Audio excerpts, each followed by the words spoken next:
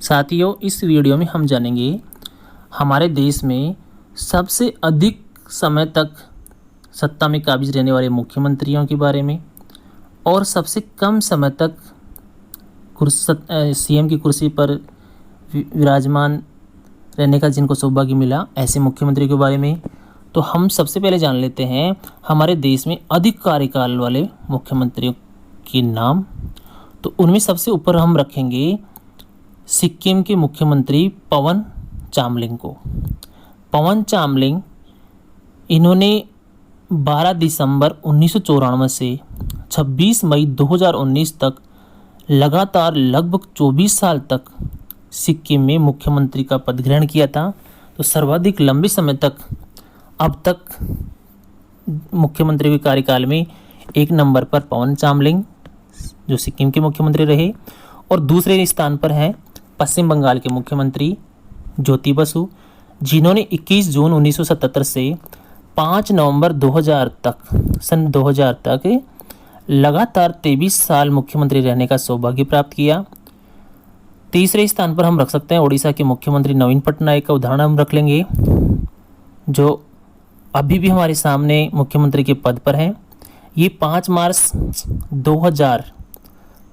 सन 2000 से मुख्यमंत्री पद संभाले हुए हैं और आज भी ओडिशा में मुख्यमंत्री का पद धारण किए हुए हैं। तो ये तीन मुख्यमंत्री तो हैं जिन्होंने सर्वाधिक समय तक शासन किया।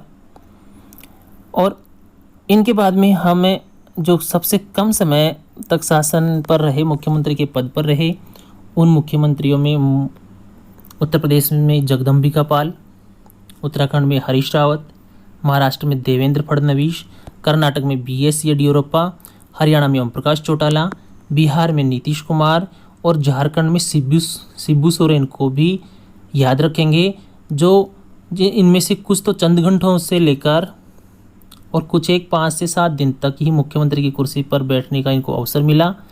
उनमें सबसे पहले हम जिस मुख्यमंत्री का नाम याद रखेंगे वो है सबसे जो जनसंख्या में सबसे बड़ा राज्य है उत्तर प्रदेश, वहाँ के मुख्यमंत्री जो एक दिन के CM रहे थे, ये है वर्तमान में भाजपा सांसद जगदम्बिका पाल, जो 21 फरवरी 1998 को इनको एक दिन का मुख्यमंत्री का सौभाग्य मिला था उत्तर प्रदेश में।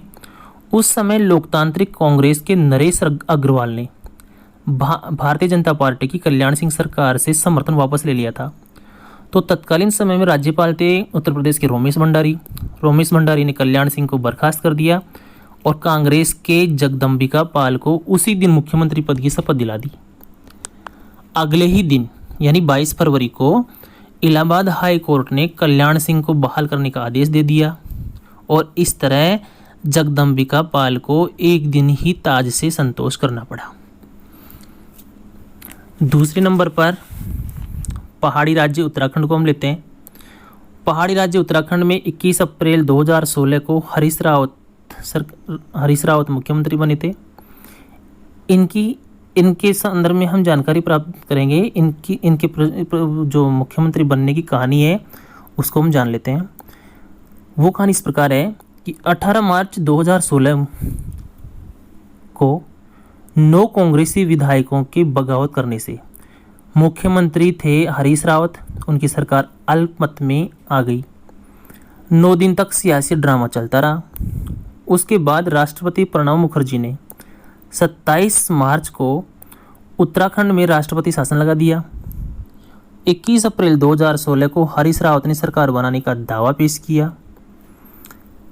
राज्यपाल कृष्णकांत पाल थे उस समय उत्तराखंड के, उन्होंने मुख्यमंत्री पद की शपथ दिला दी इनको, लेकिन ये बहुमत साबित नहीं कर पाए। राष्ट्रपति शासन फिर से बहाल होने के चलते 22 अप्रैल को ही उन्हें मुख्यमंत्री पद छोड़ना पड़ा। इस तरह से जगदम्बिका पाल के बाद में जो दूसरा नंबर है वो हरीश रावत का है। संक्षिप्त समय तक मुख्यमंत्री पद धारण करने वाले हमें व्यक्तियों की चर्चा कर रहे हैं। अब तीसरा उदाहरण हम देखते हैं महाराष्ट्र का, जहां 23 नवंबर 2019 यानी गत वर्ष का ही ये मामला है और इसकी कहानी कुछ इस तरह रची गई महाराष्ट्र में पिछले साल जो नवंबर 2019 के आखिरी सप्ताह की बात है, वहाँ कुर्सी की जो लड़ाई चली अभी भी आपके दिमाग में ताज़ा होगी। 5 साल मुख्यमंत्री रहने के बाद बहुमत का जुगाड़ नहीं होने पर इस्तीफा देने वाले देवेंद्र फडणवीस की वहाँ काफ़ी किरकिरी हुई थी।